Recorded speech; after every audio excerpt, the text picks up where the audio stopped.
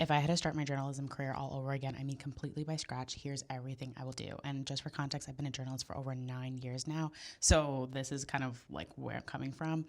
A question I get asked a lot is how do I start making connections essentially from scratch?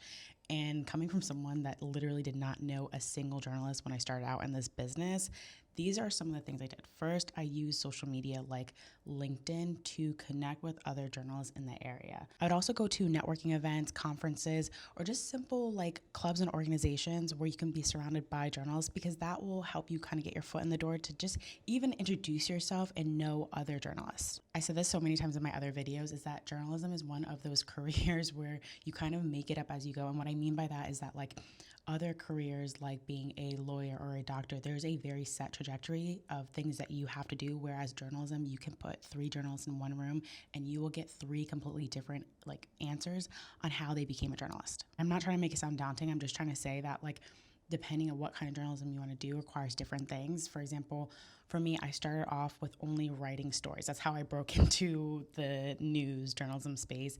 I then went on to do more of the digital side. Then right now I'm doing more of the broadcast side where I'm like doing TV packages on camera. And I always tell people when they're like, wait, what was your primary goal? How did you get there? I always say like what kind of led me and drove me to do these different things in journalism was because I really led with like the reporting first. I really wanted to be in places that would position myself and give me the resources to tell the stories I wanted to tell.